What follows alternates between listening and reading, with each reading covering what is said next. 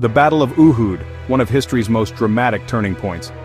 Now most people know the basics. The Muslims suffered a heavy setback, but the Quraysh didn't claim a true victory. But why did things go south for the believers that day? Let's break it down. First off, the Muslim army was fresh. Many were new to Islam. At Badr, their unity and discipline stood strong, but at Uhud, those bonds weren't quite as tight. When push came to shove, cracks started to show. Next, numbers. Just 700 Muslims stood against a Quraysh force of 3,000.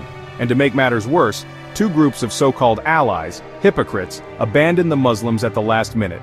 That put the believers at an even greater disadvantage. Then there's the human factor.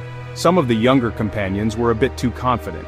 Their courage was admirable, but they underestimated the enemy, which led to some risky moves on the battlefield. And then came confusion. Word spread that Hazrat Ali had fallen, a rumor that hit morale hard, especially among the newest recruits. Doubt spread fast, and suddenly retreat seemed like the only option. But arguably the most critical moment? The archers on the hill.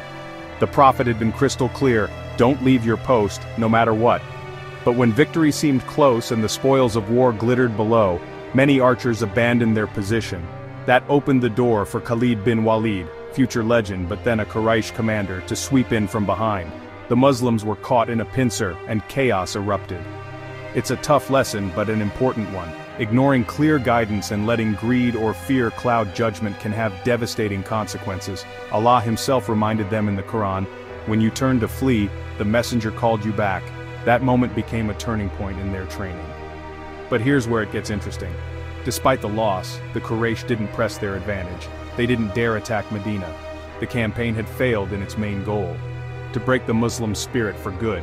Instead, the defeat was a wake-up call for the Muslim community. The effects? Massive. First, Islam's teachings on wealth shifted. Interest was banned and Muslims were encouraged to spend in God's way, not hoard riches. Obedience to the Prophet became non-negotiable. The hypocrites were exposed, and the Muslims grew stronger, mentally and spiritually, for the trials to come. But there were challenges too. Arab tribes and Jewish communities became more hostile. The Quraysh, licking their wounds, planned bigger assaults, leading to the legendary Battle of the Trench. What's the takeaway? The Battle of Uhud wasn't just a loss, it was a lesson. Sometimes setbacks are what shape a community's character, forcing them to confront their weaknesses, unite, and return stronger than ever. History isn't just about victories, it's about learning, adapting, and never losing hope, even in the face of defeat.